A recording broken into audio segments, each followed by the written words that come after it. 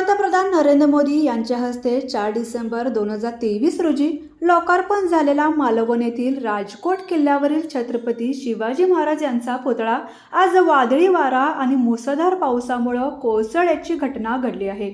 या घटनेनंतर तहसीलदार वर्षा झालते, पोलीस निरीक्षक प्रवीण कोल्हे तत्काळ घटनास्थळी दाखल झाले। या शिवप्रेमी आक्रमक झाल्याने किल्ल्यानजीक पोलीस बंदोबस्त वाढवण्यात आलाय। या घटनेचं वृत्त समजताच आमदार वैभव नाईक यांनी राजकोट येथे जाऊन पाहणी केली, तर घडलेली घटना दुर्दैवी असून शिवप्रेमींना शांततेचं आवाहन केलं।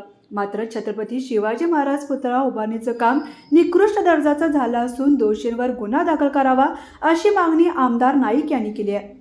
छत्रपती शिवाजी महाराजांच्या पुतळा आज निकृष्ट कामामुळे कोसळला, याबद्दल आम्हाला अति दुःख होतंय। शिवप्रेमी म्हणून आम्ही याचा निषेध करतो। खरं तर गेल्या 6 महिन्यापूर्वी कोट्यावधी रुपये खर्च करून हा पुतळा या ठिकाणी उभारण्यात आला आणि त्यावेळी इथल्या स्थानिक लोकांनी सुद्धा त्यावेळी पुतळ्याच्या कामासंदर्भात तक्रारी केल्या होत्या, वृत्तपत्रात सुद्धा आल्या होत्या, परंतु त्याकडे पद्धतशीरपणे दुर्लक्ष केलं गेलं आणि जे विरोध करतायत ते आपल्या विरोधात असा त्यांनी समज करून घेतला।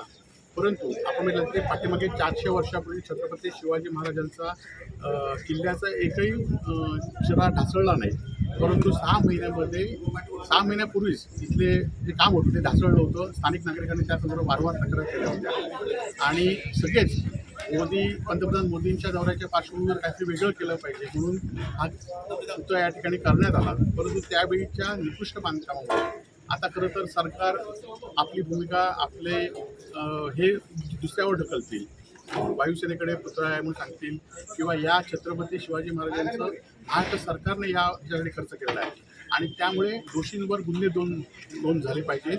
नाहीतर शिवप्रेमी म्हणून आम्ही तीव्र आंदोलन संपूर्ण जिल्ह्यातच नाही तर महाराष्ट्रभर आम्ही करणार आहोत आणि या घटनेच्या पार्श्वभूमीवर जे काही बेकायदेशीर कामकाज झालं त्याचा आम्ही निषेध करतो आणि त्याचबरोबर मालवण तालुक्यातील शिवप्रेमींना मी विनंती करतो की आपण शांततेत हा निषेध व्यक्त करायचा आहे। शिवप्रेमी कुठलाही उद्रेक करू नये आणि शांततेमध्ये पाळावी पाहिजे, कारण छत्रपती शिवाजी महाराजांची अस्मिता ही महाराष्ट्राची अस्मिता आहे आणि आमची अस्मिता आहे आणि त्यामुळे या पुतळ्याच्या बांधकामामध्ये, या पुतळ्याच्या बसवण्यामध्ये, या पुतळ्यामध्ये जो काही हलगर्जीपणा असेल, आपण बघितलं असाल की संपूर्णपणे जे स्ट्रक्चर वापरलं ते एकदम स्टीलचं वापरलं गेलं, लोखंडी वापरलं गेलं, ते 6 महिन्यात वर्षभरातच खरं तर घडलं आणि या सगळ्या कामाचा भ्रष्टाचार झाला आहे की याची चौकशीला सरकारने वेगळी समिती नेमली पाहिजे, नाहीतर आम्ही शिवप्रेमी म्हणून तीव्र आंदोलन करू। या घटनेनंतर प्रशासनानं तात्काळ दाखल होत मदत कार्य सुरू केलंय, तसेच कडेकोट पोलीस बंदोबस्त तैनात करण्यात आलाय।